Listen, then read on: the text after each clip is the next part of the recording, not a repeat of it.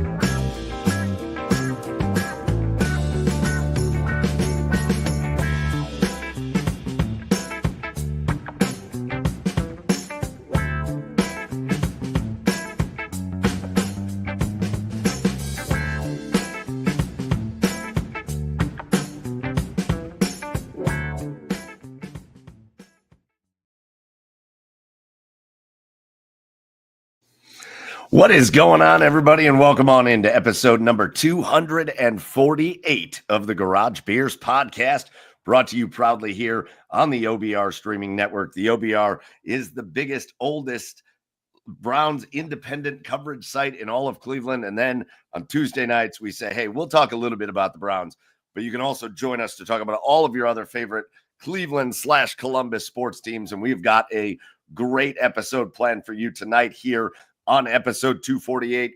A little bit later in the show, we're going to talk a little bit about the Browns, and we're going to have a little bit of fun with some mock drafts because it is mock draft season. And so we're going to run through as a team and do a couple mock drafts because we know you guys love seeing that. We're going to talk a little bit about trade deadlines coming up for both of our Cleveland Cavaliers and our Columbus Blue Jackets, and what kind of moves we might see those two teams. How about those two contending teams? Moves we might see them make. And to lead things off, as soon as we're done with the intro here, we're going to get to our special guest from 11 Warriors down there that covers the Columbus Blue Jackets, and actually kind of a Cleveland guy.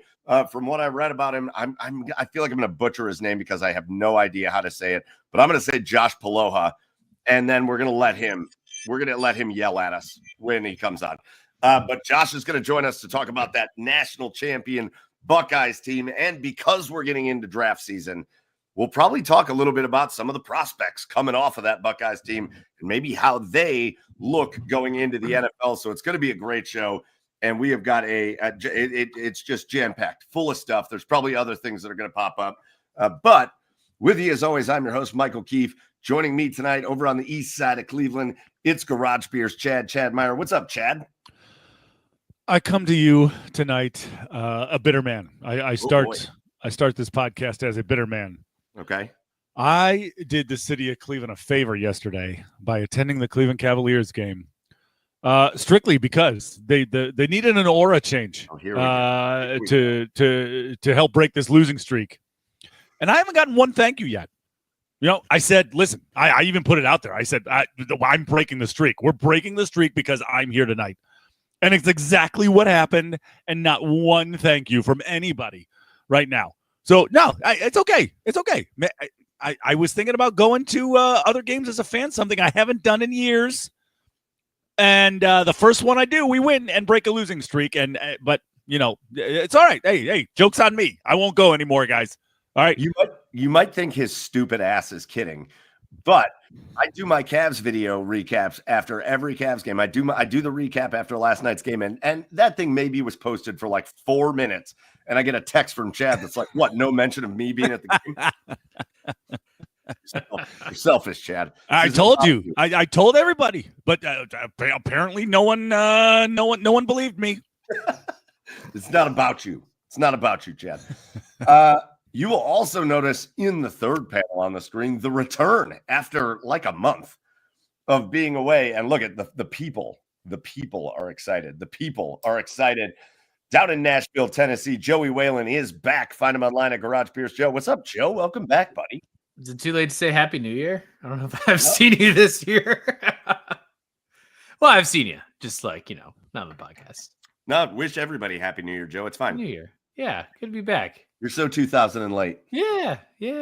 I don't remember all the reasons I was out. They're valid reasons, but I'm back. Good to see you all. Just believe me, they were valid. Yeah.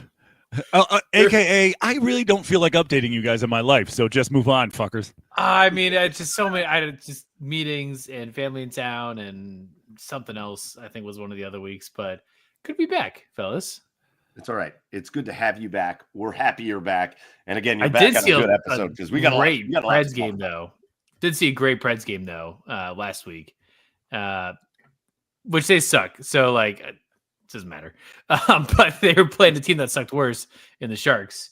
What's it like having a hockey team that sucks? We wouldn't know. We don't know. No. We wouldn't know. No. I have no idea. Thank goodness for the Blue Jackets this year, by the way. Because my hockey prospects are bleak otherwise. But they were down 5-1 to the San Jose Sharks and came back and won 7-5. Great time. Let's go. So heck of a game. Well, it's good to have you back. And listen, like I said, later in the show, we're going to do some Browns mock drafts. It's going to be I feel like this is going to be very funny. So I'm very much looking forward to it. We're going to talk about those Blue Jackets and those Cavs, but we're going to kick things by talking about the Buckeyes. We can't talk about anybody, though, before we do our really quickly, because our special guest is in the background. We're going to do our garage beers of the week. And so we're going to throw it around, talk about what we're drinking. Tell us what you're drinking in the comments, and we'll flash that up on the screen. But Joe, you're the guest of honor here, buddy. You haven't been here in a while. So what is the drink of choice here tonight? I'm doing the beer that you brought me from. Where's the place? Birmingham, Michigan. Yes, Griffin Claw, outside of Detroit. Macchiato. Mm-hmm. Not the macchiato. Macchiato's 1C, I guess. It's great. Nice little coffee stout. It's really good, isn't it? Very good. Yeah, I'm going to enjoy this a lot. Joe loves like coffee flavored anything, and I took one drink of that beer when I was in the Detroit area, and I was like, I got to bring some of this to Joe. I got to get some of this to Joe. You got it like a Harry Potter bar? Is that what that is? Griffin Claw? That's like a combination of two Harry Potter schools. Oh, all right. Holy I like that it's holding a beer, though. It's kind of sick. It's a great brewery outside of Detroit if you're ever up there. It's great. Great place. Griffin Claw Brewing. All right, Chad, what are you drinking? Southern Tier Chestnut Praline Imperial Ale. Damn. Oh, boy. It's good stuff. That sounds like good stuff. Dessert. That's a whole dessert. I don't people I know you guys get on me for repeaters, but I don't drink that much beer anymore, but so I got a lot of leftover beer in my fridge, so we're sticking with holiday beers. We're not mad about it.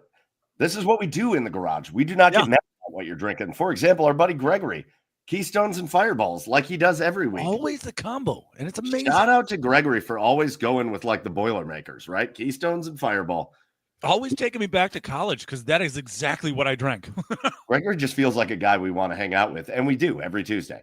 I, boys, am in Maryland, as I usually am at this time of year, and I'm going to spend like 6 of the next 10 weeks here. But I have got one of my favorite breweries. It's called Other Half Brewing, and this is called Naked Juice. Whoa. Naked Juice. Family show. This is one of these breweries where their beers are all way too expensive, but I'm down here a lot at this time of the year, but I'm not down here like a lot all year round. So when I do come down here, I'm like, I got to get some Other Half beers. And man, look at it. That's my kind of beer right there. Whoa. Creamsicle. That is a hazy IPA. Hold on. Get the logo in there. You can't see it on there, but the logo's there. Other Half Naked Juice. I don't know. Naked Juicy Juice. I don't know what it's called, but it's delicious. And it's wonderful. Outrageous. So that's it. Those are our garage beers of the week. Keep posting yours like Gregory did in the comments. We'll flash them up on the screen. But boys, let's get into episode 248. And again, I'm very excited about our special guest here. And first of all, shout out to this guy. Before he even comes on, I want to give him some praise because just today we reached out, like this evening, we reached out to him like, hey, you want to come on and talk about some Buckeyes football with us? And just like a pro, like a champ, he was like, yeah, I'll make it work. So big time shout out from 11 Warriors. 11 Warriors, kind of like the OBR is the premier place to get Cleveland Browns coverage in Cleveland. 11 Warriors is the premier place to get Buckeyes coverage in all of Ohio and beyond. And our guest is from 11 Warriors, and he works and covers the Buckeyes there. So let's bring him in right now. It's Josh Paloha. And if I'm saying it wrong, just be mad at me, Josh. I give you permission. Be mad.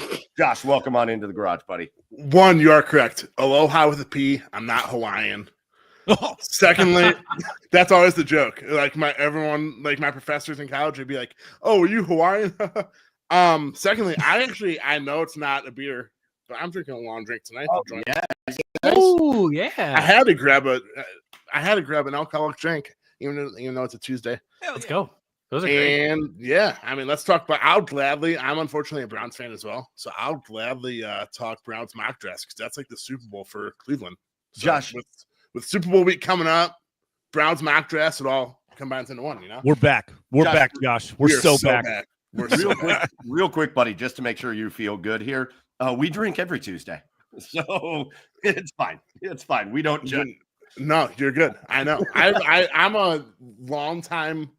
Well, this is going to sound odd. Long-time watcher, first-time caller. Just don't tell people that. Just like out in the open. Ladies and gentlemen, our special guest tonight, long-time watcher, Long time. Long time watcher. I'm gonna put that in my little resume. So, Josh, I was reading up a little bit about you before you came on, and obviously just following with 11 Warriors and all that. But you're a Medina guy, right?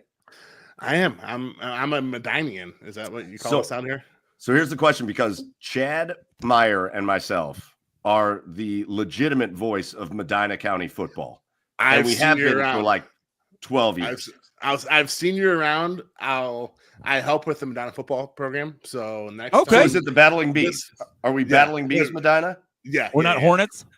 No, that's Highland. We're not Buckeye Bucks?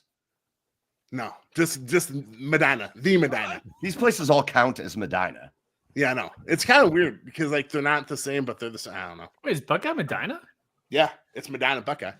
So I think because of the Medina situation, the first question is 2026. I guess I should say 2025, 2026 Ohio State football.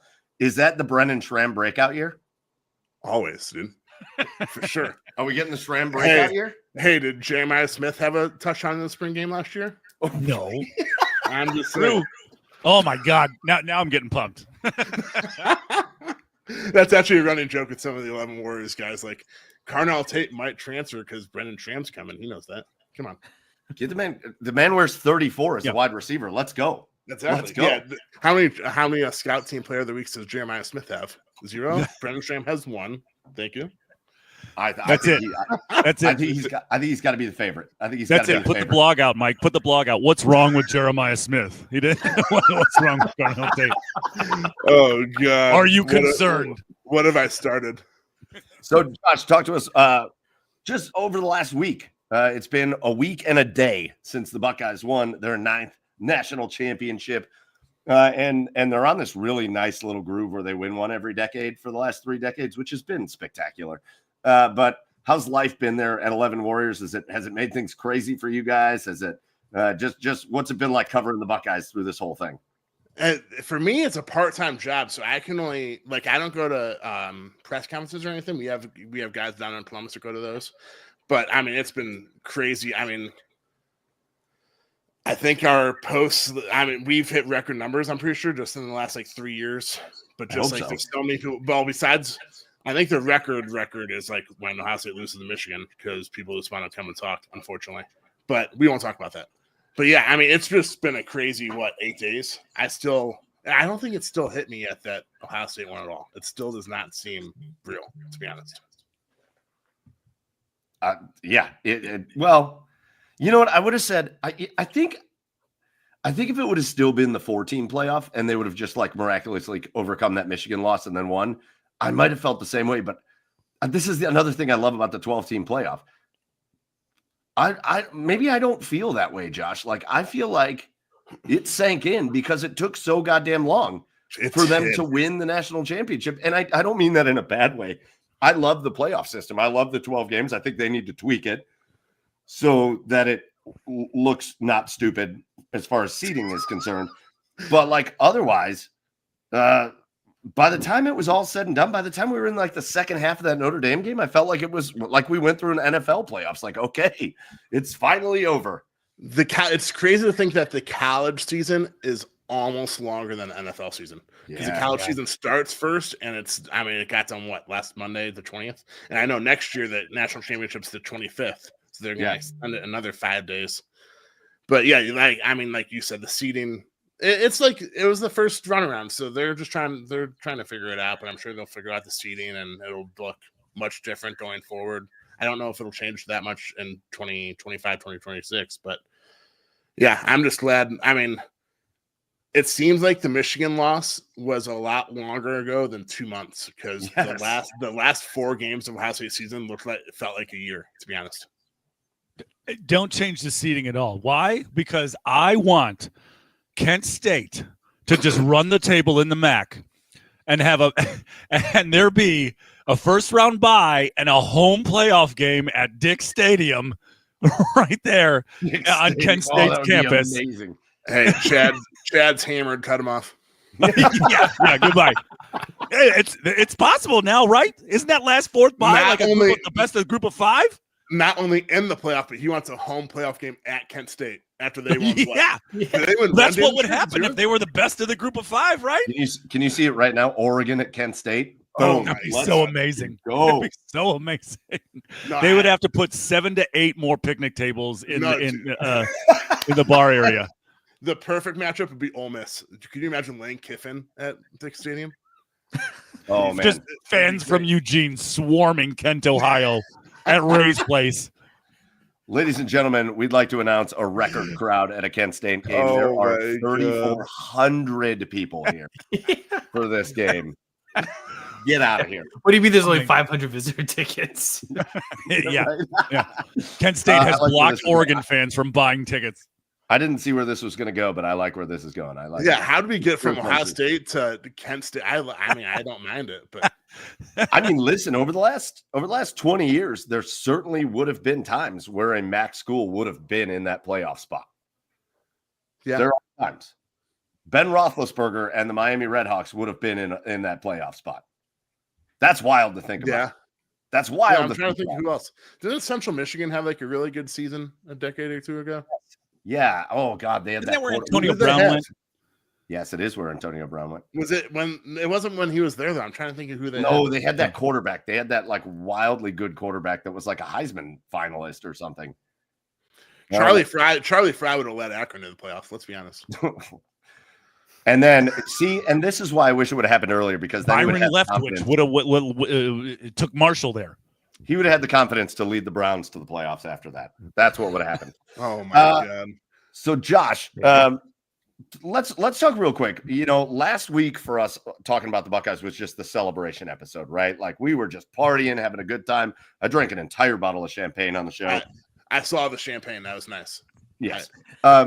But now that we're a week out, what have we learned about the Buckeyes, about Ryan Day, about Chip Kelly, and about maybe what do we think they learned as this season went along? Because it certainly seemed like they went in with that same old philosophy against Michigan that doesn't work, where they feel like they're going to out physical and outrun Michigan, and you can't do that. And then it seemed like they just clicked, right? It was like, wow, we're not sure why we played that way, but we're not going to do that again. And they won every playoff game by double figures. So what did we learn about this team? And what do we hope that they learned moving into like next year? First off, Michigan, it's weird to think this, but I don't think Ohio State does what they did in the playoff without losing to Michigan. Is that wrong of me to say that? No, because I feel like that was a huge reality check. Just like that loss to Oregon was a reality check that changed the defense, and then the defense became the best in the country by far after the Oregon loss. The Michigan loss, which stinks, especially as an Ohio State fan. I mean, they've lost, 4 straight and haven't won since 19. It stinks, but it was a huge reality check. And I don't know if it was like accountability by the player. I know they had that players only meeting with Ryan Day, and they all just like got out their frustrations. But it was one of those things where like it was, I don't know, it's hard to explain, but it just made everyone accountable for themselves. And I think it made Ryan Day just realize that he has to use his playmakers, i.e. Jeremiah Smith and those guys, and even Travion and Quinshon in the backfield, and just do what they do best. Don't try to prove a point. Just win football games. Is that game all mental with him at this point, or is Michigan really does have something? I think it's my bad. Go on. No, that's what I'm saying. Or is it just that? I mean, Michigan is. I mean, it's got to be. You know what? I think I answered my own question. It's got to be mental, right?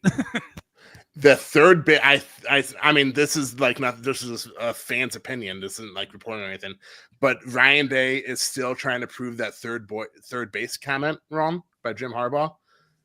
Ever since then, he's been trying to prove it time and time and time again. It's actually a great point. Think about it. Ever since that third base comment, Ryan Day has tried to prove that he's more tough than Michigan. I mean, let's be honest. On November 30th, Michigan's strongest point on defense was their 2 defensive tackles. So Ryan Day I don't know if he wanted to do this or not, but they try to run up the middle against Michigan's strongest part of their defense rather than throw it to the outside to all backups on the outside. And I think it was just one of those things where he was like, I'll shove it down your throat and prove a point rather than just try to win a football game. Yeah. And I don't know. I feel like the way the last few seasons have ended, right, with the Michigan loss and then not with the national championship. Even though you had the year with CJ Stroud where, man, they should have won the national championship that year, except for they blew that game to Georgia and then they missed the field goal at the end. But it's every year has ended with A, the Michigan loss, and then B, another loss, just another upsetting situation, right? And now this year it's like, okay, we did the Michigan loss, but then you showed the fight and the will and all that to win. And it has me feeling like maybe that gives him the confidence to go back next year and be like, okay, I have realized that I have been foolish in my ways, and that when we've got a team that can put on a show, because they're going to have it again next year and the year after that and the year after that, you forget that, yes, we've got Jeremiah Smith, and I don't know that we're ever going to see a guy like Jeremiah Smith, who's, by the way, going to be around for another 2 years. But you also have, another 5-star wide receiver getting ready to come join the program, and it's just going to be like this over and over again. I hope it gives him the confidence to be like, hey, I don't know why I was doing that, but we're going to play Ohio State football, make people play our style of football to try to beat us, because nobody's going to be able to do it. Yeah. I mean, it's really as simple as that. And yeah, you're right. Jeremiah Smith. I mean, I feel like we've said this like every 2 or 3 years. There will never be another. Like that's what we said about Marvin Harrison. Marvin Harrison, and then it was like Garrett Wilson, and then Jeremiah Smith comes along, and then who else? Chris Henry Jr. Yep. As long as he stays committed, he could be the next big thing. And then it's Brian Hartline's such a freaking legend. It's unreal. Brennan Tram. Yeah, exactly. See, yeah, you're picking up the vibe. I like it. Oh, shoot, what were we talking about? Oh, just not trying to prove a point. I don't know if you guys watched the Tonight Show last night. It's just all these things coming out where Ryan Day's made appearances over the last week. Yes. It's crazy how much it's like 150 pounds of stress and weight and pressure has been lifted off of his shoulders, and he's just acting like himself. It's incredible. Yeah. Yeah. He certainly showed more personality for sure. Yeah. I mean, even the golf cart thing, now that he laughs at it, he even talked about it last night, which was hysterical, by the way. I loved how that golf cart driver literally, she just picked up her phone and walked away. Yeah, that's like nothing happened. That was the best part. I'm out. That's what I told her. I didn't know what my favorite part was. The fact that she crashed it so hard that she rendered it useless, or the fact that she went, sorry, and just sprinted away. Well, that's probably what I would have done, by the way. You know you're on camera, too. Yeah, it's awesome to see the personality shining a little bit, because he needs it. He needs I think there's such hot button topics around this guy. Oh, by the way, you were talking about the wide receivers. There's certain good things about Twitter. One of them is when people want to prove a point and it works in your favor, it's great. So, for example, there was this rumor of like maybe Jeremiah Smith is going to try to transfer and prove it somewhere else. And he posted like a picture of Ryan Day just like smoking a cigar after the national championship. And then somebody tweeted that they think Michigan's going to go after Chris Henry Jr. What's that? Chris Henry Jr. Yes, Chris Henry Jr. And he responded and posted a picture of like the team in the national championship. Like, they're not going anywhere. They're going to Ohio State.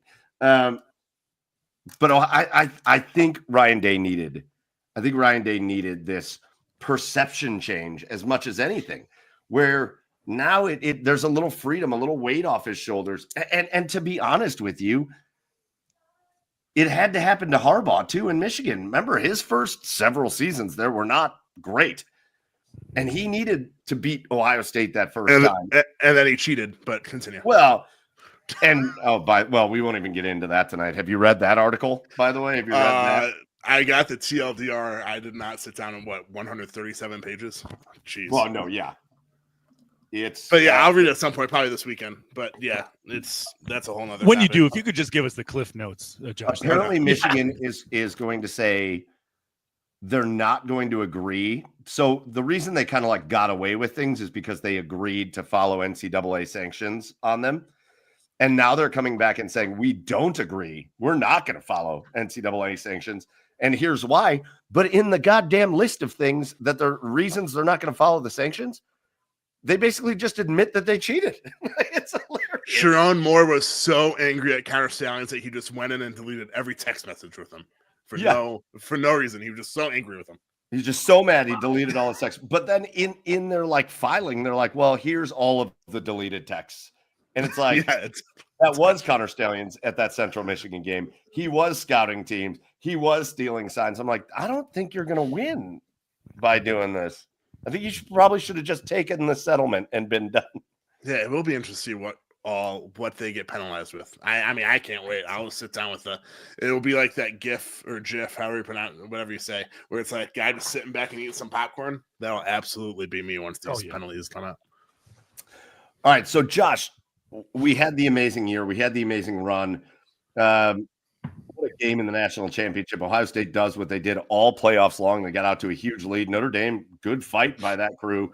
But Ohio State, that video, and I think you guys at 11 Warriors were all over it. That video of Emeka Egbuka sitting down with Will Howard on the sidelines telling him, hey, that cornerback over there, when he's in single coverage, he's pushing that inside leverage. So we got to throw a go ball to Jeremiah Smith. And it turns out that's the play that sealed the game. The leadership out of those guys, unbelievable. But now coming into next year, Josh, that obviously Will Howard's gone. Ibuka's gone. Your running backs are gone. You're going to have some offensive linemen gone. You're going to have plenty of defensive players like your stud pass rush. Basically, your whole defensive line is going to be gone. Lathan Ransom and Denzel Burke and just all these guys gone.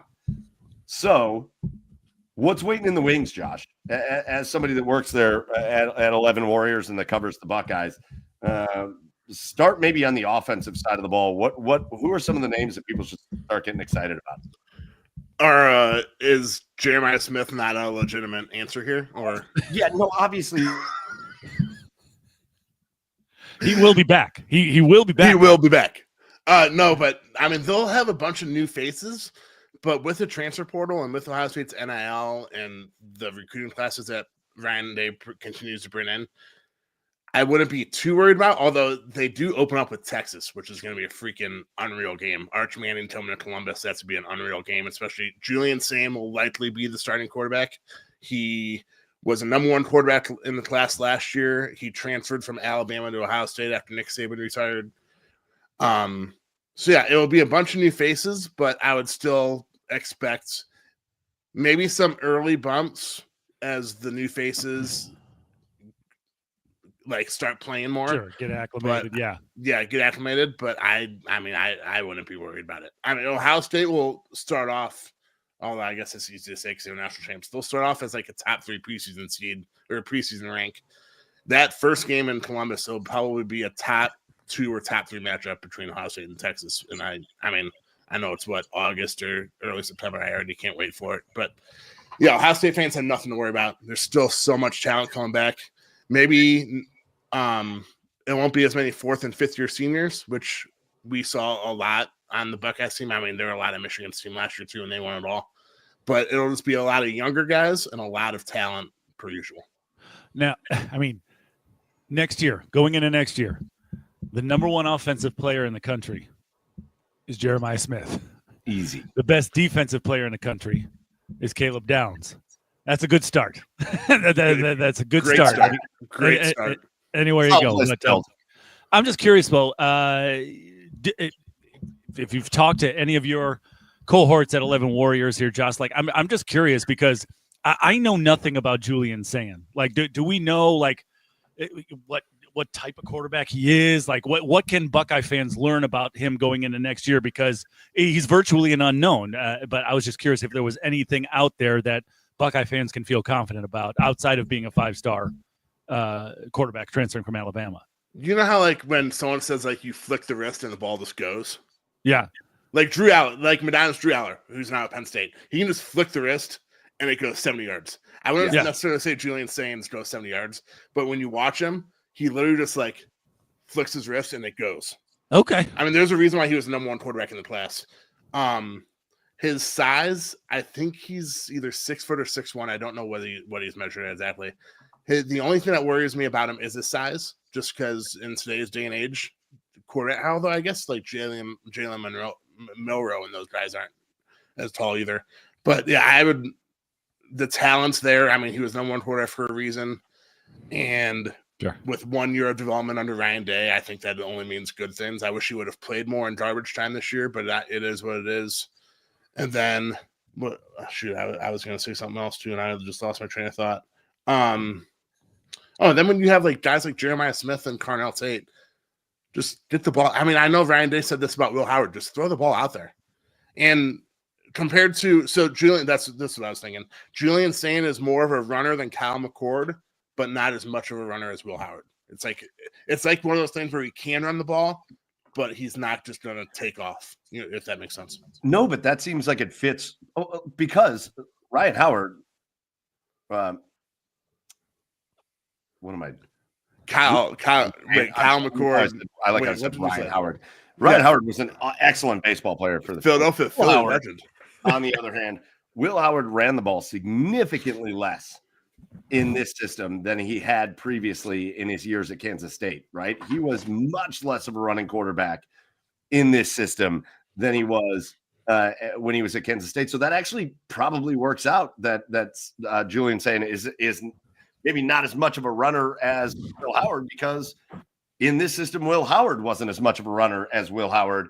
And I got to tell you, I think playing in the system, you look at what's happening right now and the way people are talking about Will Howard and his draft stock and where they expect, I think that probably wound up being a really, really good thing for him.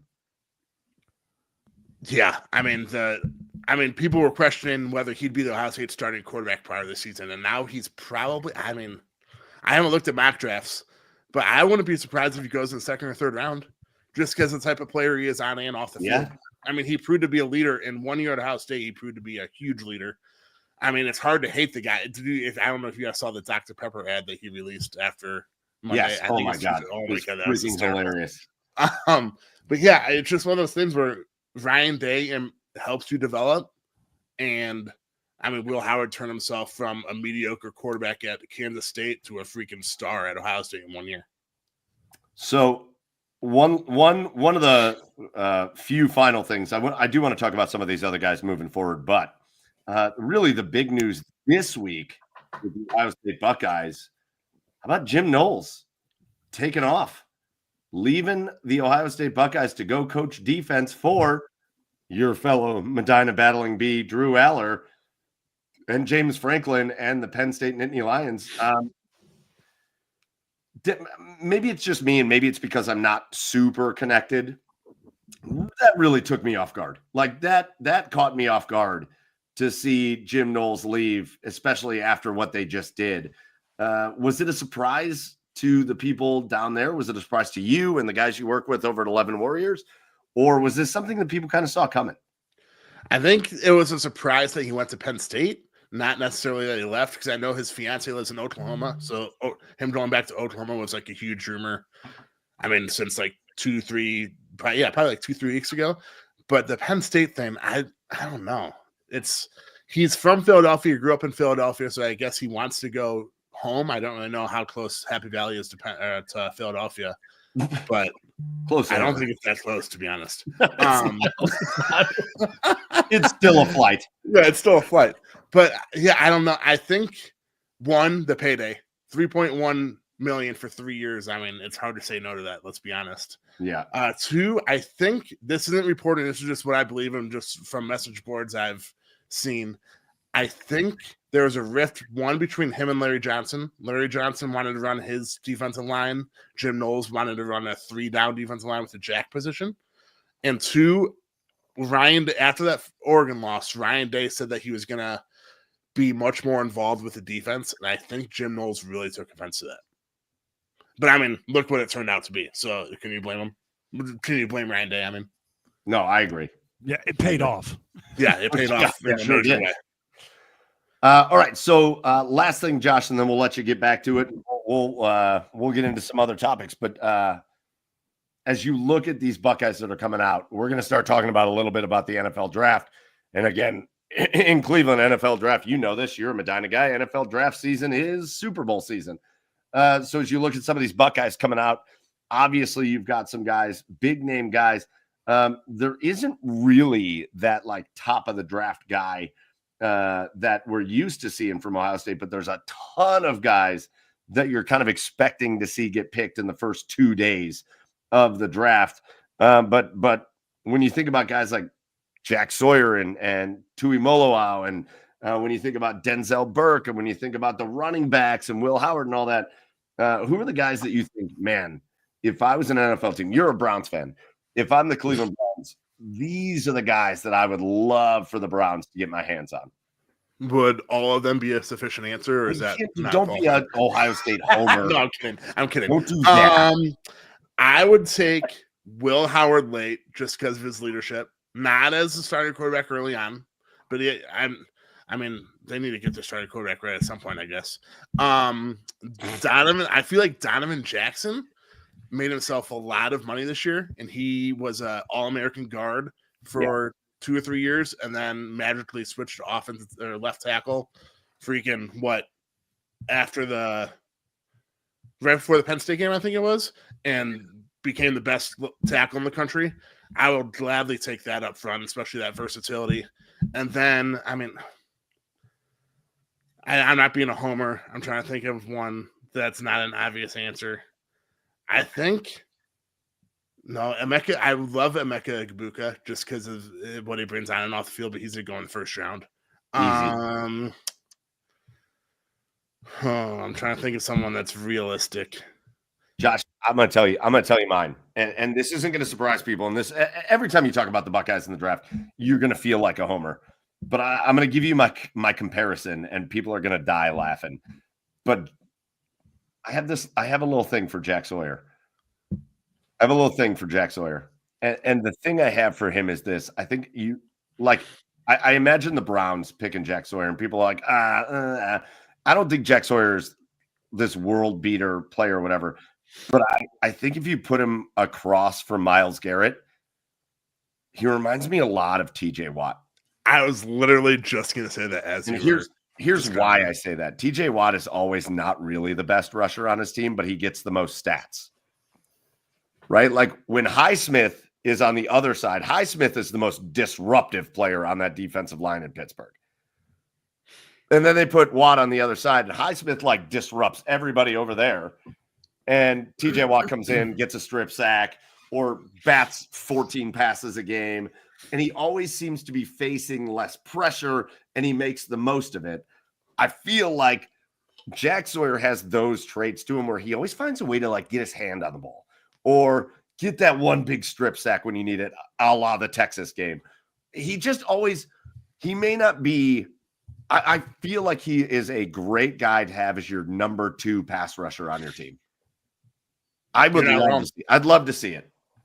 Plus, I mean, he's a Columbus kid, so I don't know if he liked the Browns growing up or Bengals or whoever. But, I mean, going from a Columbus kid playing at Ohio State to Cleveland Browns, I feel like that would sell a lot of jerseys. And 2, I don't disagree. I mean, I feel like TJ or Watt comparison might be a stretch, and I hate comparisons, but I also see how those two can be compared as well. I'm not homer enough to say maybe like a poor man's TJ Watt. Unless he proves differently. Yeah. But it's not about the numbers and the skill. It's about the style for me. It's about the knack for doing things that you're like, how the hell does he do that all the time? Because he shouldn't be, but he does. And that's what TJ Watt is to me, where it's like, how the hell does this guy keep doing this? But I feel like if you put him across from Myles Garrett, it's that you open the door. So I don't know, that he to me is the guy where I'm like, I would kind of love to see that. I'd love to see that. The problem is that he's another one where he might be able to go early or late in the first round. So, I mean, depending on how the combine goes, he might not be there for the Browns in the second round. I don't know. I don't even know what pick the Browns have in the second round, to be honest. 33. They're the first pick in the second round. Oh, then maybe he will be there. I did not realize that. Yeah, I mean, I'd take that. And not only line them up across from Myles Garrett, but let them learn from Myles Garrett, too. I mean, who wouldn't want that? All right, boys, what else? Anything else Buckeyes related before we let Josh get back to his beautiful Tuesday night here? Spring practices. What? It's not that far. Okay. It's like Brennan Tram, baby. Brennan Tram. It's 2025 season starts in like 4 or 5 weeks. It's great. It's like it's not literally like a that year far. long. Then it's crazy. It's wild. No, wait, and the portal opens up again right before spring practice begins, right? Right after spring. After spring. Okay. Yeah. So it's not that I mean, far the off. portal's We can get always some open. more Let's guys be in. honest. The portal's always open, whether it's open or not. That's true. It'll be really interesting to see. Obviously, the Buckeyes, when you lose your quarterback that won a national title for you, it'll be very interesting. You've got this dude that everybody's excited about, insane, but he's also young. It'll be very interesting to see which quarterback hits that portal that the Buckeyes go, well, we could Will Howard with this guy for 1 year. Yeah, the quarterback situation is going to be interesting because, I mean, they have Julian Sane, Tavion St. Clair, who's an incoming freshman. He's early, and then Lincoln Keenholz, and that's it. What about guys to run the ball? This is my last question for you, Josh. What about guys to run the ball? Because when you get rid of when you lose Henderson and Judkins, that's a wild 2 running backs to lose. Who's waiting in the wings to take over? James Peoples, who's a freshman this year, he will be either RB1 or RB2 next year. And then they got CJ Donaldson from West Virginia, who was West Virginia starting running back last year. So it'll probably be one of those 2 guys, or like they'll split like Quinshawn and Travion did this year. And then I know you guys are Northeast Ohio guys, so they'll have Bo Jackson, who is from Villa Angela St. Joe. Yeah, he's coming in. And then I'm trying to think. Oh, Isaiah West from he's from Cincinnati. Or no, he's from Philadelphia. But yeah, I mean, it's gonna be just like much of the offense besides Jeremiah Smith and Carnell Tate. I guess it's gonna be a bunch of new faces, but new faces that have a bunch of talent. That's what we love. That's what we love coming off a national championship. All right, Josh, we're going to let you go, man. We appreciate you hanging out with us for the last 35 minutes or so. Make sure you are following with all of the group down there at 11 Warriors. If you're a Buckeyes fan and you're not following 11 Warriors, you're crazy. You're crazy. Again, 11 Warriors to the Buckeyes is like the OBR to the Browns. If you are not following them, you should be. It's the best place to get your Buckeyes coverage. And our buddy here, Josh Paloha, is 100% a big part of that. So, Josh, thank you for coming on with us. Thank you for having a beer and talking Buckeyes football with us. We appreciate it. And, let's do this again down the line. Yeah, I'm down. I'm always down to talk Ohio State. I'm always down to talk Browns off season. Season, maybe depending on the season. But off season, I'm down because it's mock draft and NFL draft. So I'm always down to talk mock draft and NFL draft. We'll let you kick us off into that next portion of the show. Josh, what do the Cleveland Browns do with the number 2 pick? Oh, what's your opinion? What do you want them to do?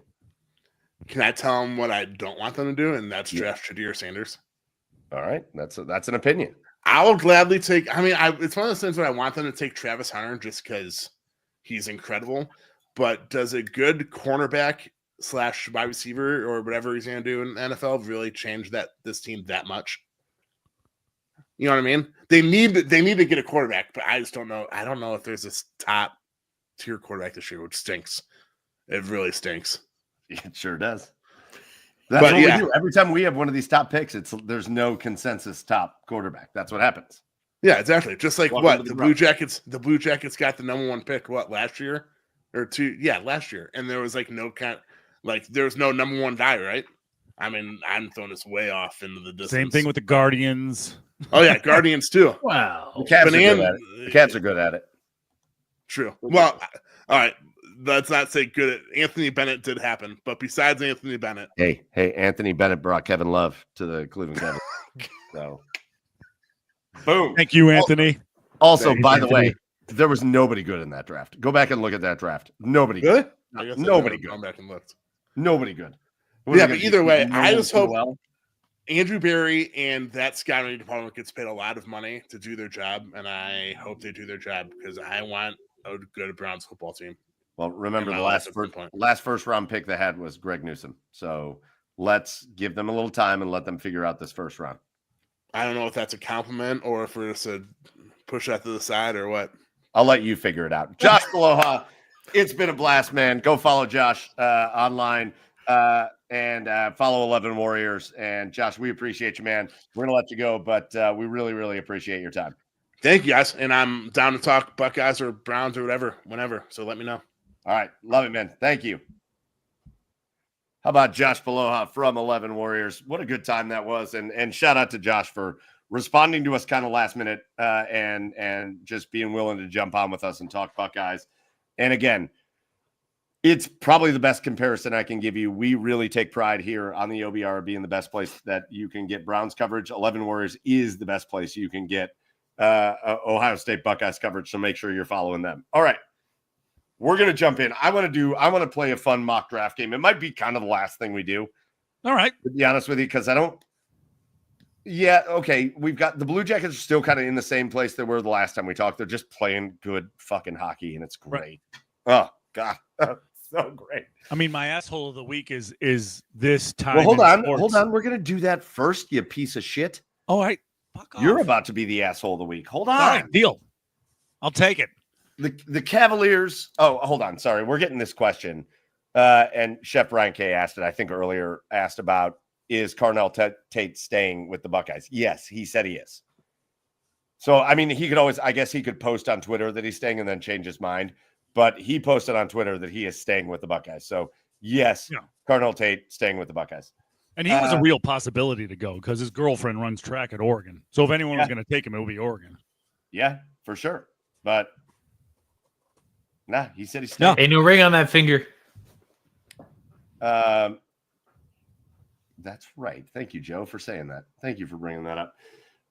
Same thing with the Cavs. The Cavs went through a little losing streak. And maybe if we get a minute at the end of the show to talk about maybe some trade deadline possibilities, because I know the Blue Jackets had a report come out today about a very kind of exciting name that they appear to be interested in the trade market. So maybe we'll hit on that a little bit. But I want to have a little bit of fun with the NFL draft because we're there. We're in it, boys. It's Senior Bowl time. It's Shrine Bowl. I love how they do the Shrine Bowl, and all I can think about in the Shrine Bowl are those little old men in parades that wear the little fez caps and ride around on the little bikes, the Shriners. Right. But before we get into this mock draft game that I want to play, let's do our asshole of the week. And Chad, you're ready, man, with your asshole of the week. You're ready, so why don't you hit it? Yeah, like it's I don't know exactly like how to word this, but it's like my asshole of the week is like this time in sports podcasting, like, right. And the reason why I say that is like it's the conversations that happen at this time. And I get it. I get why they happen. It's the middle of the NHL season. It's the middle of the NBA season. You know, football season is winding down, right? There's no football to watch now.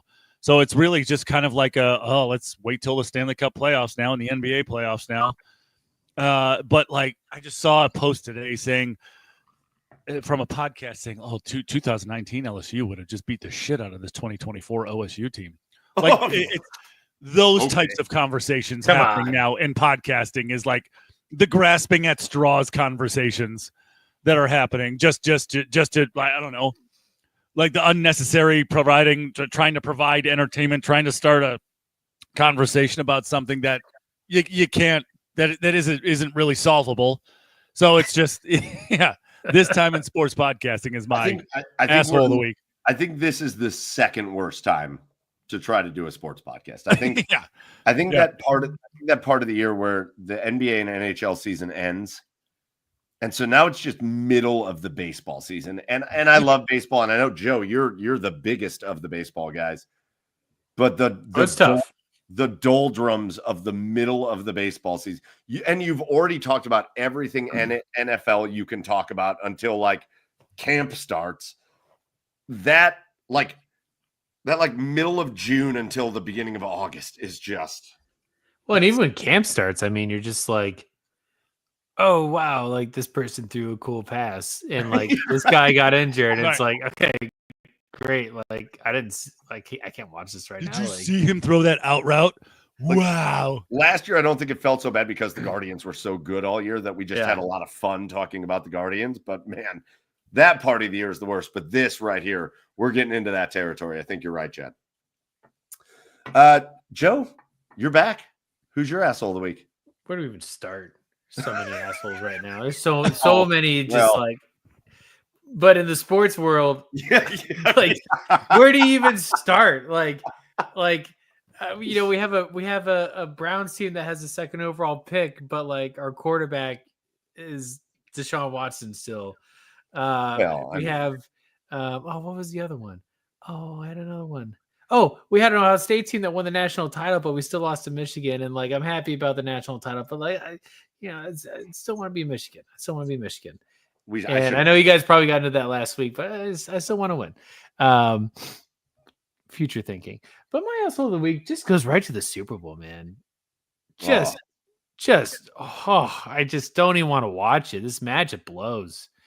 I would have loved. I'm okay with the Eagles purely from a Saquon Barkley perspective. I think that's a really cool story, and like I feel like if anyone deserves to get it this year, it's like solely him. I don't really care for the Eagles otherwise, and I'm just so sick of the Chiefs, and it's just like give us something else, anything. It was rigged that way, Joey. Like, okay, Bill's lines would have been logo. Sick. You saw the Super Bowl logo, right? It's totally set up that way. Bill's lines would have been great. I felt myself, yeah, of course. I felt myself stuck in the middle of like I want to appreciate greatness.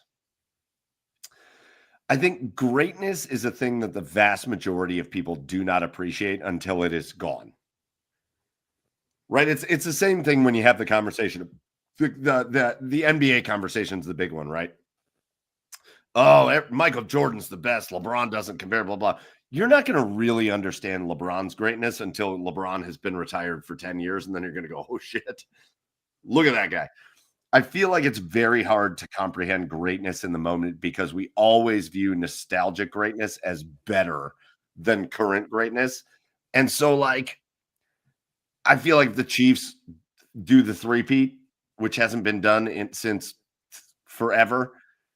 I think it's really cool, and it's a greatness moment that we probably won't appreciate. But Joe, I'm with you. Think of the outcomes we could have had in these playoffs. All I was doing was pulling for that Lake Erie matchup, Detroit and Buffalo. Just give me Detroit and Buffalo. What a fun time we would have. So good. And we're getting Kansas City and Philly. I wanted Detroit and Buffalo so badly. We all did. All did. Country did. And you know what? Even plus Canada wanted. And you know what? Even when Washington beat them, I wouldn't have minded Washington and Buffalo. I wouldn't have minded that either. Yeah, of course. I just never thought Washington had a chance, but like that would be cool. Yeah, of course. Yeah. So actually, my asshole is going to kind of go along with Gregory here. He said his asshole of the week is salty Michigan fans. Yeah. My asshole is just kind of fans, though. They're just fans are being assholes. It's the Michigan fans, but it's also the Ohio State fans. Mm-hmm. How many Ohio State? I've talked to a lot of Ohio State fans that are like diminishing the title because they didn't beat Michigan. That's I'm like, stupid. You sound like a fucking idiot. Oh, it's so stupid. All right, don't get what I said. Like, it's a title. I just don't want to do that in the future. I brought this conversation up in chat, and I have had this conversation. So I tried to put it in a way that made a little bit more sense. So I brought this conversation up. I said, okay, if you're an Ohio State fan, let's say you never beat Michigan ever again. You lose that game every year. Every single year you lose the Michigan game. You never beat them again. But it guarantees that once a decade, so every decade, you're going to win a national championship. Will you take that deal? I'm taking that deal all day. Well, yeah. What are you talking about? And that's the thing Michigan fan is not going to, talk about. I mean, it's the thing they're not going to mention either. They would lose to Ohio State every year if it meant a national title. I think Ohio State fans, because Ohio State has won a national title every decade of the 2000s, I think Ohio State fans forget that it was like fucking Kennedy was the president the last time they did it before that. Right? Like, it was forever. It wasn't actually Kennedy. I know it wasn't Kennedy. I'm not stupid. But It was a long time. The Buckeyes went decades without a national championship until they won that 2002-2003 national championship, right? Yeah. So maybe Buckeyes fans are a little bit spoiled in that they have done that every decade, but like, if you could promise me we're winning a national title every 10 years, I'm taking that deal all day, every day. So yes. Do you know how not bad I feel that we lost to Michigan? I don't give a shit that we lost to Michigan this year. I don't give a shit. It hasn't finished this national championship for 1 second. Sorry, that's the ultimate prize. Like, listen, of course I want to beat Michigan. Of course I do. And when that day comes, like when the game day hits, of course I want to beat Michigan. But in the grand scheme, it's not going to matter anymore. I got to tell you, the people I was talking to tonight, though, all like diehard Ohio State fans were like, I don't know. We win a couple more and they will switch their mindset. We win a couple more and they will switch their mindset. Yeah. All right. So I want to have a little bit of fun because we're at Senior Bowl time and we got done with the Shrine Bowl and all that stuff. So here's what I want to do. It's almost going to be like a little contest, and then we're going to objectively vote. But I'm going to put it up on the screen. Okay. And I'm going to run it, and I'm going to have you guys tell me, and the three of us are going to do a 4-round mock draft for the Cleveland Browns. Okay? Okay. So it's just going to go through the first 4 rounds because nobody gives a shit about rounds 5, 6, and 7. Come on. No, nobody. Let's stop that. But a 4-round mock draft. Here's the rules, that there are no rules. Okay. So we're going to run it on the draft database website. Okay. Which means teams are going to be able to propose trades to you. Okay, hold on. Brad Ward wants clarification. Did you say lose to Michigan every year for 1 title a decade? Yes. It's a shit deal, dude. What is? That's a shit deal. For who? Us. Why? Why? What do you mean? Why is that good? I'm taking 1 national championship. Oh my gosh. I don't want to get into this, but like you still have to appreciate like how fun that rivalry is. Like we're very rare to have something like that in any of our sports teams. Nah, I'll take the title. Oh my gosh. I'll take the title all day, every day. The 12-team playoff is going to ruin rivalries. It is. I'll take the title all day, every day. Because let me tell you what. I won't take the title. I just don't think you should diminish how fun that game is and how Brad's pissed. We pissed off Brad Ward. We pissed him off. I'm with you, Brad. This is bullshit. Coaches, I disagree 100%. It's gonna make rivalry games that much more irrelevant unless you're in unless you already have 2 losses and it's a must-win game to get into the playoff. Then that's fine. But if you're at 1 loss and you already have your place in the bracket set, it doesn't mean that much anymore. It's not, because your eyes are focused on the ultimate prize. I guess I'm just taking this year too. I have not thought about that Michigan loss since that Tennessee win. That literally before that Tennessee win was the last time I thought about the Michigan loss. I haven't thought about it once. I don't care. I'm not even the slightest bit upset that they lost to Michigan. I'm not the slightest bit upset. It sounds like you might be a little bit upset. No.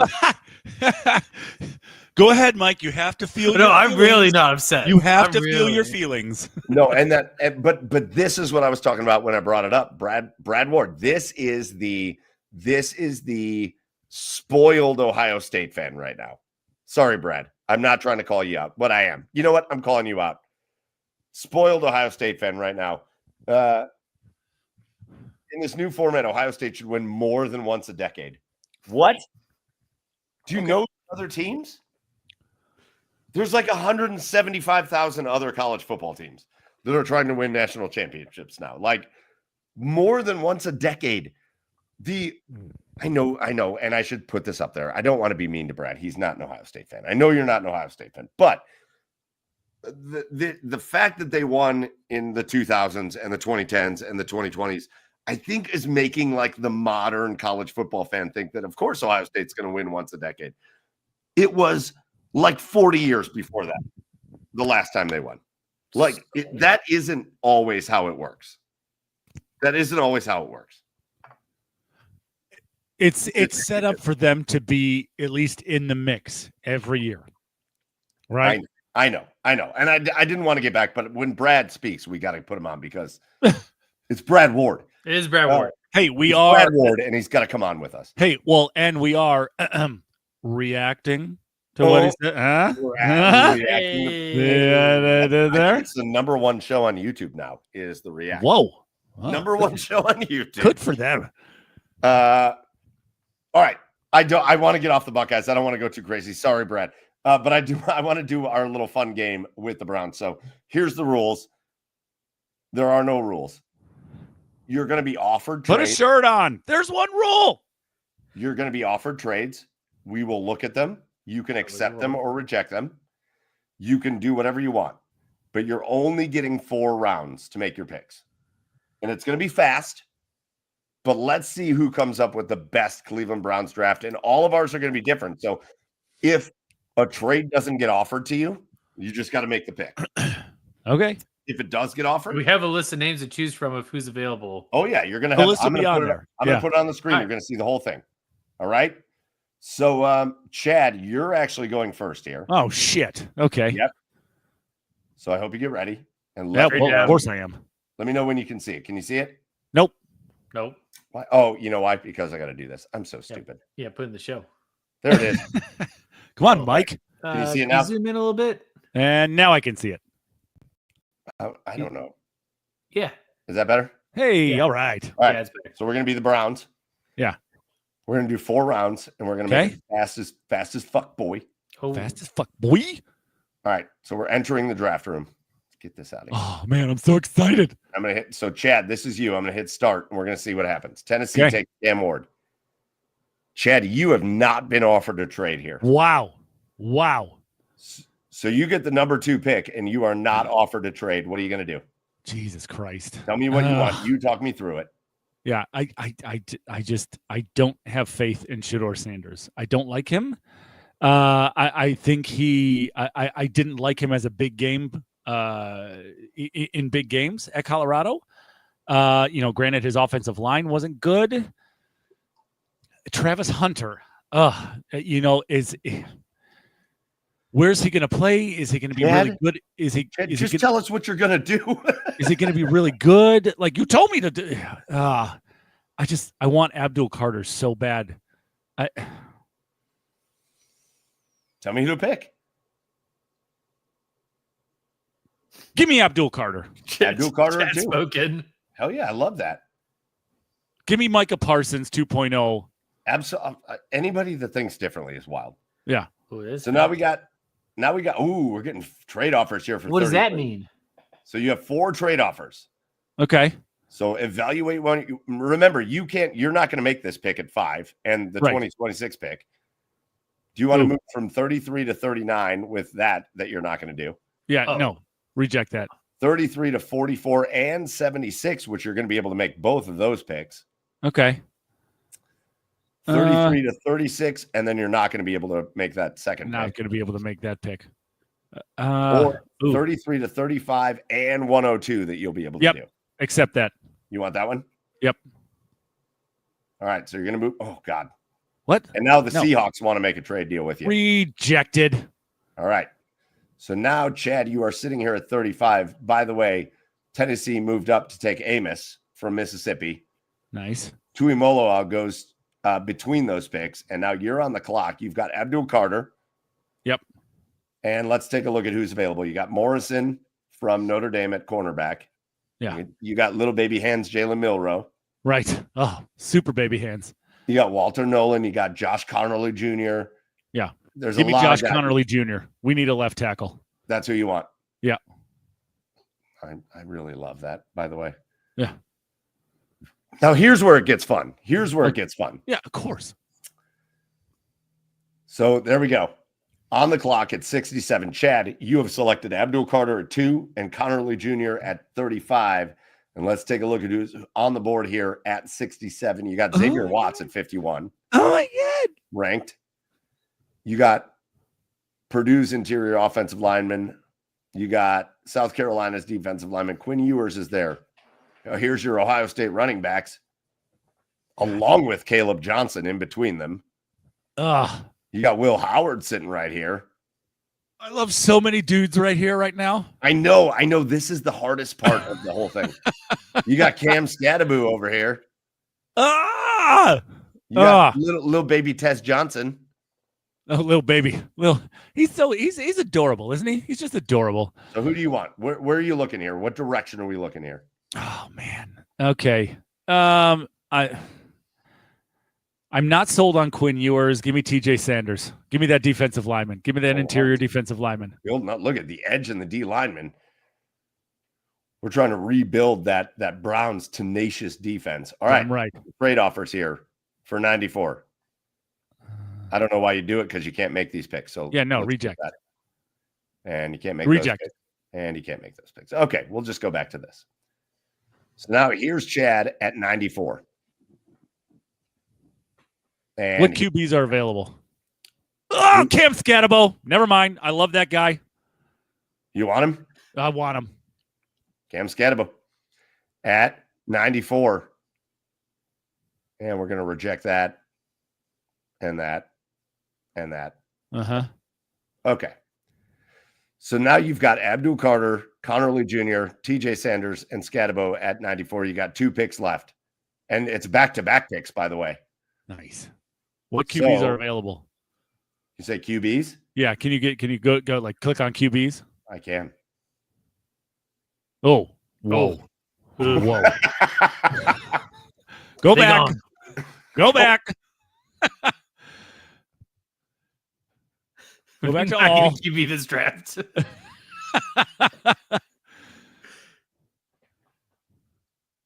Okay. Wow. Sorry, did we have 3 picks in a row? Is that what that said? Yeah. Okay. Yeah, give me Gunnar Helm.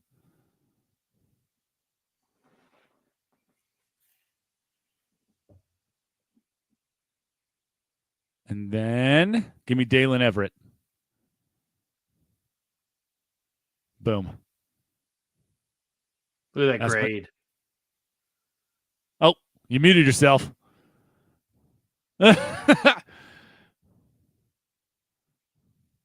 Yeah, that's my guy. Oh, man. Those are my guys. Woo! Can I unmute you? If I can come away with a Dylan Gabriel, Kyle McCord, someone like that in like the 5th, 6th, 7th round, yeah, I'm very happy with that as a rookie quarterback, especially after we're going to get a vet. Yeah. Come on. He's got to do the whole thing. He's got to back out. He's got to go. He's got to go out, come back.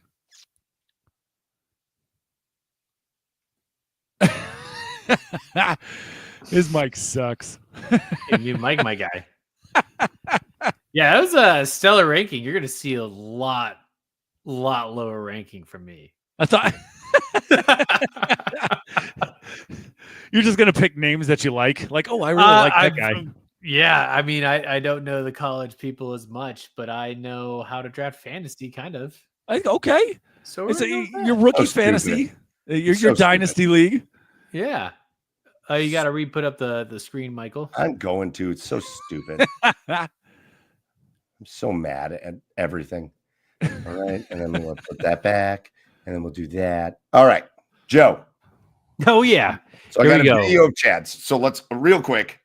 Lower your bar. Lower your bar. Back to Chad's. Abdul Carter, Connor Lee Jr. I love Connor Lee Jr. And yeah, me too. I don't know that he's going to be available that late, but I love that he is. Sanders, Scadabo, Helm, and Everett. That's Chad's draft. That's a really good draft, Chad. Yeah, let's go. All right, Joey, you're next. Okay. Okay. We're going into the draft room. Okay, here we go. Oh, God. Oh, crap. Okay. Oh, don't you know? Okay. All right, let's see. Does Joey get a... Oh, Joe. Right off the bat. So Shedeur Sanders goes first. I wouldn't take this if I were you, Joe. Gross. Or you get this one, which really does nothing for you either. No, it doesn't. Yeah, I reject it. Fuck it. All right. Different. What are we doing here, Joe? Yes, different. Cameron Ward's on the board. Yeah. Hell, give us Cameron Ward. Yeah. I would- Okay. Let's knock that off. Mhm. Yep. Go ahead I and don't think take it's going to Cam be there Ward. for us, but let's do it. Well, there's always those reports, and you never know. You never know. All right, so You Joe, never know. Oh, 33 to 79, and then like all of Washington's next year pick. Yeah. Okay. Let's You're- trade Cam Ward for Jalen Yeah. Daniels. yeah. yeah. Your trade offers have been absolute booty cheeks. Yeah, so far these trade offers are terrible. 'Cause No, they do yeah. nothing for us tonight. Nah. Oh, here's a trade offer that may be appealing. You move Yeah. down 7 spots, but you also get a third and a fourth. Yeah. Yep. So Let's hold do on, it. let's look at the fourth. Well, yeah. Okay. Now you move down 5 spots and you get a better third, but you don't get the fourth. No, let's take the Saints offer. We're gonna take that Saints offer and we're gonna move down. Right. So look at now Joe gets a Ooh. oh now we got more trade offers. Look at this. We don't want that one. Too obviously. far. Too far down. Ooh. Ooh. Do you go down one more I don't want it. time? I don't want it. All right. We don't do business with the Cowboys. So now Joe has built himself in like that. 3 extra picks here. Wow, wow, wee, wow. Great. I don't know any of these Don't guys. fuck it up, Joe. Who'd you say? Joe. you did? You can go interior offensive line, Tyler Booker. Please do not pick this guy. I don't know why he's rated this high. Okay. Tyleek Williams Um, out of Ohio State. I mean, I do want. Cameron not Williams, take an offensive very lineman highly out of ranked Missouri. offensive Just don't. line. I don't know why Wyatt Millam is this low. I think he should be way higher. Now give me the Texas guy. Cameron Williams. Yeah. Yeah, big time. All right. Oh, man. Cam Ward, and then you give him his offensive tackle. That's a great start, Joe. All We're only going to draft Cameron's this draft. Blind side. That's it. right, Nah. we're rejecting that offer. So now it's 67, and you got 67 and 71. Mm. What do we? You Little got your scroll quarterback down already, here. so you can do the safety out of Notre Dame, Harold Fannin Jr. out of Bowling Green. You got all the running backs: Caleb Johnson, Quinshon Judkins, Yeah, no. Let's do Xavier Watts.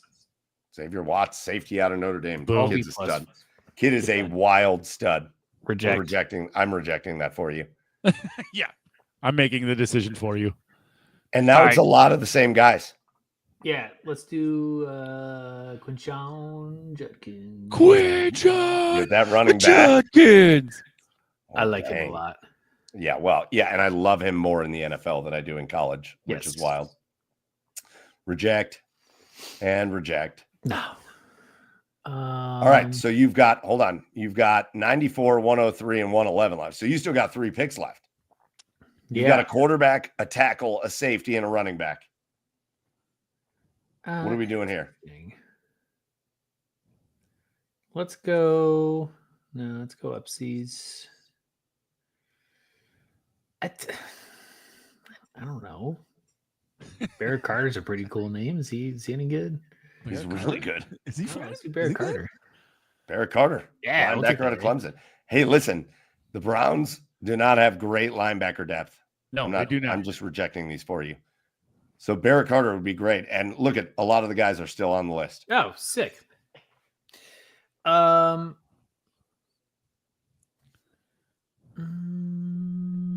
Tell me if you want me to scroll.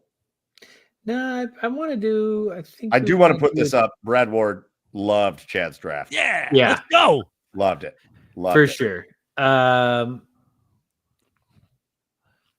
I want to take another tackle. I mean, let's do Gunnar Helm though. mhm. If he's sitting there at 103, are you kidding me? Yeah, you're all over him. All right, and then you can't take that one because you can't do anything with it. So, last pick. You've already taken a linebacker and a running back and a tackle.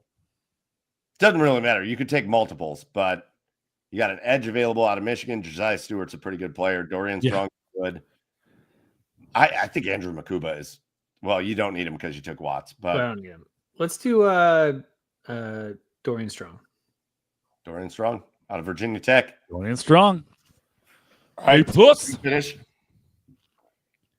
But Joe, Cam Ward, Cam Williams, Xavier Watts, Quinshon Judkins, Barrett Carter, Gunnar Helm, and Dorian Strong. I gotta say, once again, if the Browns wind up with that, you can't be mad about it. It's a lot of good players. That's pretty good. Right. That's pretty good. Right. All right. So now I'm gonna go and we'll see what happens. And then we'll put this up and you can vote on who you think had the best 4-round Browns draft. Don't fuck it up, Mike. I probably will. All right. I'll do my best not to. All right. Sounds good. All right, let's get it started. Browns at 2. Tennessee takes Cam Ward. The Oakland Raiders want to trade us their entire 26th draft. Holy shit. Accepted. Done. Would I probably take that? Yes. Am I going to for the sake of this exercise? No. No. That's a wild offer. Pass. Definitely pass. I'm not going to go down to 3 and take a 5th rounder. Nah. I'm gonna have a little bit of fun with this. I'm gonna take this trade from the Cowboys. Going down to 12. Okay. I'm gonna go down to 12 and add a get 2 second-round picks. Yes. Okay. So we're going to it. See what happens. Okay. Now Denver wants to give me this. I don't want it. We can get Mason Graham at 12. Yeah. And also the Dolphins want to give me this. And I think it's fairly appealing, but I don't want it because of what you just said, except for the fact that this, Chad, Mason Graham is a stud, right? Yeah. Like built in, ready to go NFL defensive lineman. I'm taking Tet McMillan. Oh, yeah. Okay. I'm taking All right. Tet McMillan. All right. The dude's outrageous. Yeah, he's incredible. If I can get Tet at that point, nah, get out of here. So I'm taking Tet with my 1st round pick at 12. Now I could go down in the 2nd round and grab another 4th rounder. That's not super appealing to me. Wow. 2 4th rounders. 2 more 4th rounders. Whoa.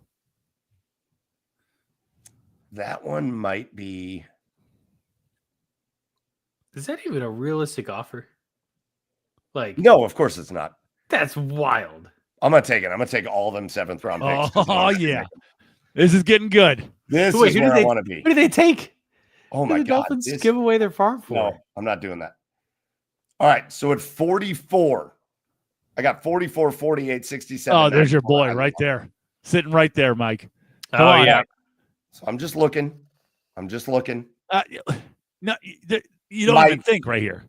Yes, I do, because my absolute favorite offensive lineman on the board is right here at Wyatt Millham, and I'm taking him. He'll be there at 48. Oh, come on. And guess who else is there at 48? Woo! Reject. I'm going to go ahead and take Jack Sawyer at 48. all right. This is where it gets fun. Oh, yeah, there's your boy right there, too. Rejecting that. Okay. So, yeah, I know who you're going to take. Okay. I have to tell you that in my brain, the player that I desperately want the Cleveland Browns to walk away from this draft with is this gentleman right here, Harold Fannin Jr. So I'm taking him. He's not a tight end. The tight H back receiver, wide receiver. He's not a tight end. You could play him. He could be a running back. Yeah. He could be a tight end. He could be a wide receiver. He could be all of it. I'm rejecting all these trades. So I'm taking him.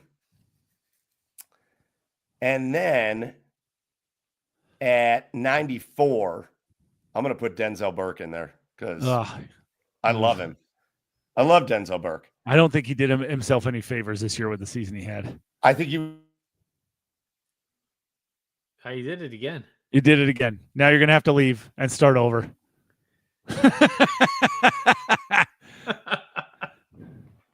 Oh boy, you can't even save this. You can't even save this draft, you dipshit. You dipshit. I think it saves. I mean, if it's open on a web page, it probably saves. Yeah. It sounds like the guy needs a new mic, though. I mean, he was having a pretty good draft. Good draft. Hopefully, he gets saved and he all for naught. Yeah. And here he comes back. Just don't touch the mic, for God's sake. I know. What's the matter with off him? the table? Doesn't he know? He knows by now. He's a big table slammer.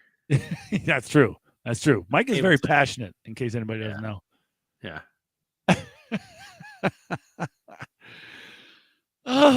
So, Joey, So, Chad, Preds game. We're coming back down from 5-1, huh? it was electric, dude. It Yeah. was electric. Like, Yeah. they are Did you have really good seats? bad. Yeah. Yeah, we're lower bowl. Lower bowl? Uh, Nice. Yeah, so it was nice. I'm going tomorrow night. They're playing the Canucks, but we're nosebleeds tomorrow night. Were you where they shot twice? I hate this. No, we were middle. Oh, I okay. hate this. Yeah. Hey, Mike. Shut Good up, deal. idiot. Hey, Mike. I will get a new one, I promise. Welcome back. Or a new cord, maybe. Well, a new whatever. All right, but I saved it. Nice. Don't touch Okay. the table. So we got Tet, we got Millam, we got Sawyer, we got Fannin, we got Burke. Now it's where it gets interesting because we have not picked up at all the quarterback. And I would have liked to have had some level of quarterback here. But You don't. I Yeah. don't. And I'm not going to go. I would have liked reaching. I would have liked to have gotten your trade offers, but I didn't. I'm not going to go reaching. I am going to stay on the defensive side. And I'm going to maybe say let's worry about quarterback in the offseason. I love Chris Paul Jr. here. So I'm going to select him there at 103. I think he's awesome. Like that. It doesn't care. I don't care if it likes it. I'm smarter than this. Could have gotten him at 105. Then. And now we've got two picks to play with here. So again, I'm not going to reach for, I don't know, it thinks I should take a quarterback or whatever. I'm going to go down here to a guy that I think is really good. And I'm going to stay on that defensive side of things. I really love Howard Cross. Okay. I think he's a stud. And so I'm going to take him. And let's see what happens at 135. Nothing and nothing.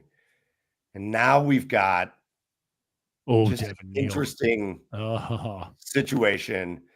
But I was kind of hoping this guy was still going to be there. I'm going to go to that running back position and take Devin Neal. Devin Neal. What a pickup there at that spot. And at the end of it, if I want some kind of quarterback that I think maybe can come in and show something or compete, I can go for like a Kyle McCord or something like that in the 4th round.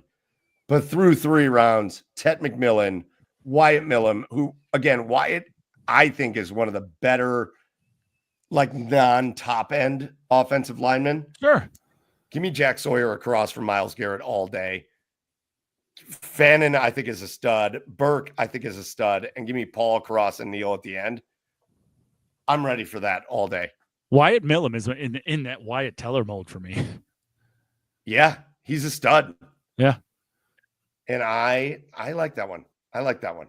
All right. That's what I'm rolling with. Brad Ward thinks we killed it. Okay. But I think part of the exercise is this. Because I keep going through and doing these just kind of for fun during the day. Sure. Sometimes you don't always have to outsmart yourself. No. Sometimes you don't always have to pick the guy that, instead of evaluating him on the one good workout he had, you evaluate him on the 3 years of what he put on film. On his entire body of work, yeah. Maybe don't out. I think Andrew Berry is a little bit unfairly judged on his draft picks because he hasn't had top-level draft picks ever in his career. Right. For the most part. Yeah. But I also think he has a reputation for kind of overcomplicating his draft picks. Right. And like going for the guy that like tested the best as opposed to the guy that showed you the most. That's why, Chad, I got to tell you, I love the Scatabo pick, right? Right. Scatabo is going to test terribly. Right. We know he's going to test terribly. But the guy is just a football player. But you also have to research the guy. Right. He was a record-setting running back in high school. He was a stud running back in his first college stop. And then he goes to Arizona State and he becomes their most important player. Right. Right. It's not always about the measurables and the testing. It's about when you watch these guys play, can they play the way you want them to play? I would love to see Scatabo wind up. I think if you're going to roll into this year with Nick Chubb and Jerome Ford and Cam Scatterbo, look the fuck out. Yeah. I don't agree. I don't agree with Booger McFarland a lot, but I do agree with him when he says analytics are like bikinis. They show you some things, but they don't show you everything. And that's exactly what I think a guy like Cam Scatterbo is. Oh, 100%. I 1,000% agree with you. Yeah. To me, Harold McFadden is on my list of get that guy. Right. Because you can just put him anywhere and everywhere and he will make plays. Right. But Joe, what I loved about your draft, if Cam Ward's there too, just click the button and go. Right. Might as well. Just send in the card. If Cam Ward, if for some reason Tennessee either decides they don't want a quarterback or they go with Shedeur Sanders, if Cam Ward's there too, click the button, move on. Yep. Yeah. Click and go. Send it in. Send it and go.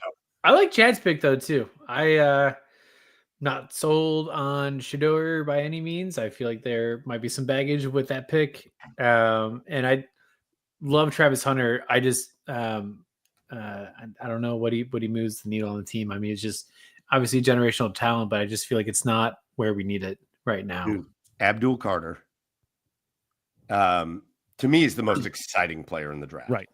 I talked a lot about putting Jack Sawyer across from Myles Garrett, and I say that because I don't know that you could pick Jack Sawyer to be your number one defensive end and be thrilled about it in the end. No. But if you put him across from an elite Myles Garrett, something, I think you'll be really excited about that. Yeah. But if the Browns walk away from this draft with Abdul Carter as like the Micah Parsons across from Myles Garrett, right? Good luck. They won the Good draft. luck. They won the draft. So I think it was a good exercise in early in this draft process. I feel very excited about the 500 different directions the Browns can go. Right. We got to do this again before draft day. After we make I think all the free agency moves. I think what we're probably going to do is once a month. Sure. We're going to do once a month check-ins on and we'll see, once they get into free agency and they make some signings, right, then we'll reevaluate how we approach the draft. But if anything, this showed you three very distinct and separate ways that the Browns could go in the draft. Oh, Brad wants him to take Hingo McCringleberry. Oh, okay. Yeah. Listen, if he's there, he's on those Kent State teams that is going to host a playoff. I'm more of a donkey teeth guy. Oh, I love donkey teeth. Listen, yeah, I know, but have you seen the film on Xmas Jackson Flaxen Waxen? I mean, Ibrahim Moises is a stud. Yeah. All right. That was fun. It was a good time. We didn't hit a ton of topics tonight, but we knew we weren't going to. But we're going to get into our cheers. Harvard University. DeVry University. Yeah.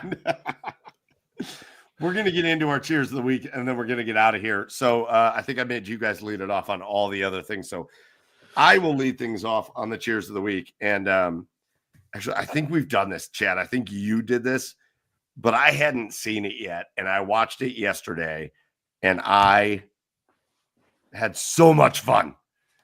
And so my cheer of the week is going to go to that indoor virtual golf league.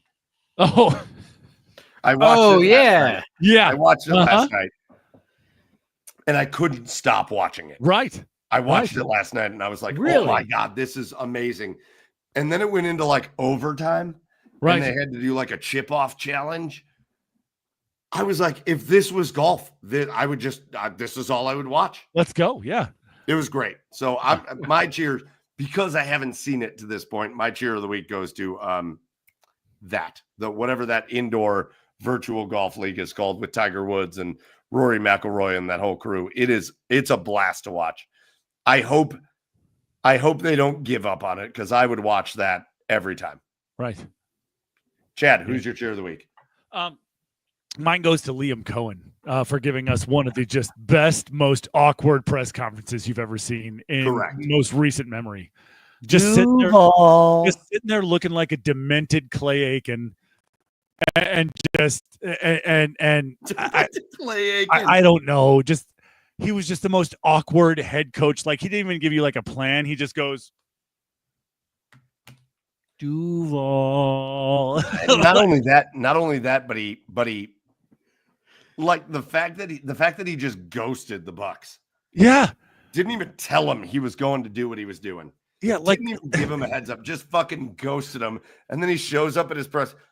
Well, I guess all I gotta say is Duval. I was like, oh. The most unrelatable NFL head coach you've ever seen in your life. Well, I gotta tell you, sometimes 99% of the time I think this guy's an asshole. And I think it's the CTE talking.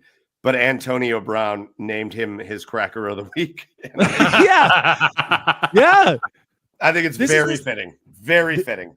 This is this guy's fifth stop in 5 years. Duval. And he just maybe I can finally make my family put some roots down and find. Hey, get ready for 6 stops in 6 years, idiot. Like is Doug Peterson like not the better option there? Like if team meetings. Yeah. How do you go from Doug Peterson to that? Like if team meetings are anything like his press conference, like I want to be a fly on the wall for all of those. Like now, Trevor, you made a bad pass in the fourth quarter there last time. Maybe we should do a little better.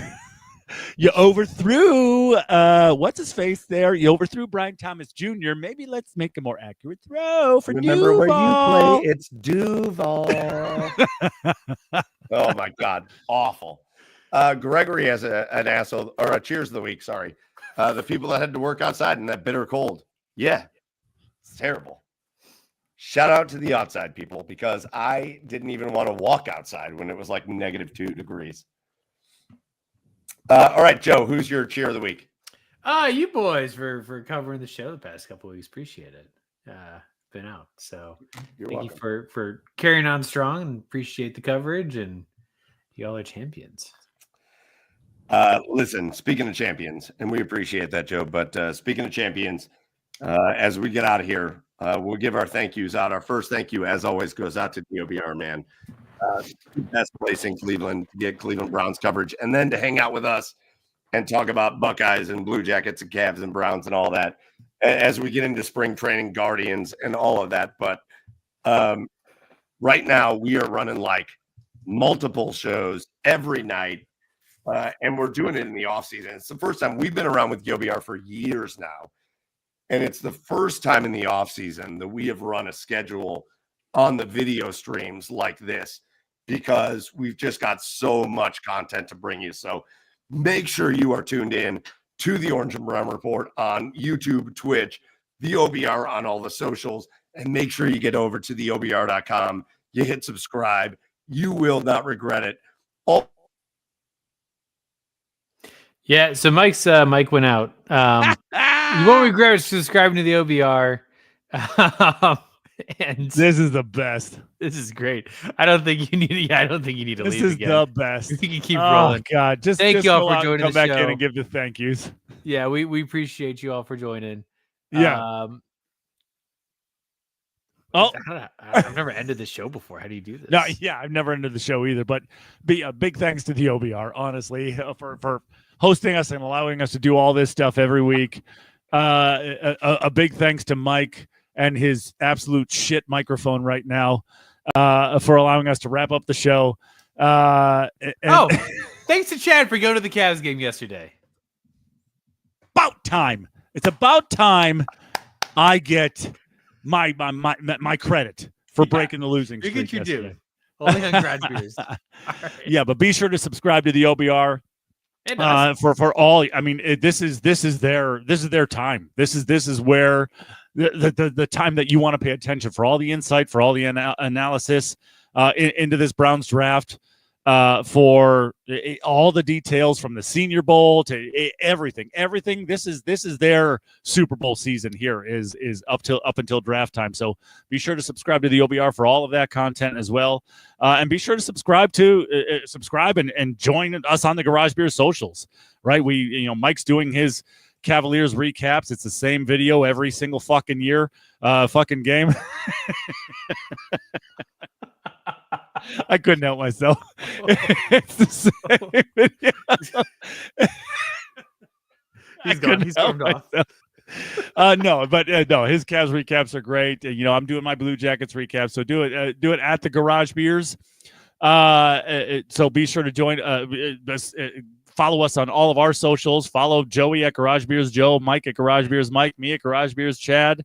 And we'll see you next week for the next episode, everybody. I think it's 249 next week, as this was episode 248. Thanks for joining us, and we'll see you next time.